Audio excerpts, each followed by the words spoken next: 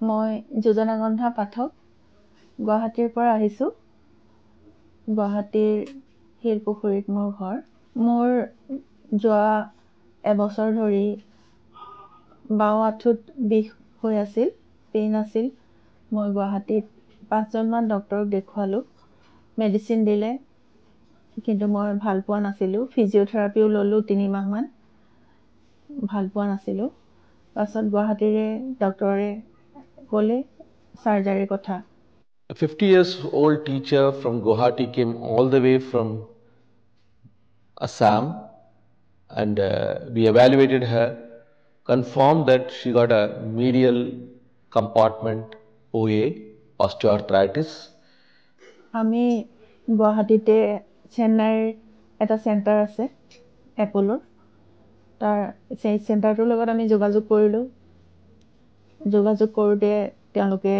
আমাক ডক্টৰ বিজয় কিশোৰ ৰেড্ডি ছাৰৰ কথা ক'লে আৰু তেওঁৰ লগত এপইণ্টমেণ্টটো ঠিক কৰি দিলে And we did a robotic partial knee replacement on her and the very same day we mobilized her and we discharged her the next day. হস্পিটেলৰ সকলোখিনি মই খুব ভাল পাইছোঁ আৰু সাৰ্জাৰী খুব সুন্দৰকৈ হৈ গৈছে বুলি ৰেড্ডি ছাৰে কৈছে আৰু মোক প্ৰথম দিনাখনেই ৰিকভাৰী ৰুমৰ পৰা অহাৰ পিছত ইভিনিং মোক তেওঁলোকে থিয় কৰাই দিছে অলপ দুখোজমান খোজ কৰাই দিছে মই কেইখোজমান কাঢ়িছোঁ সুন্দৰকৈ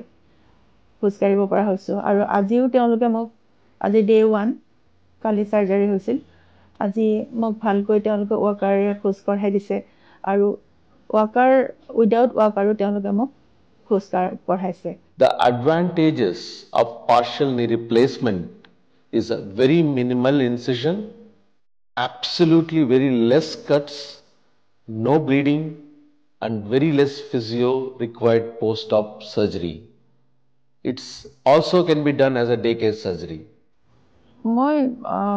চেন্নাইৰ এপ'লো হস্পিটেলৰ সকলোখিনিয়ে ভাল পাইছোঁ সকলোবিলাকেই খুব কোঅপাৰেটিভ ভাল লাগিছে আৰু থেংক ইউ ডক্টৰ নাৰ্ছিং সকলোখিনিয়ে খুব ভাল পাইছোঁ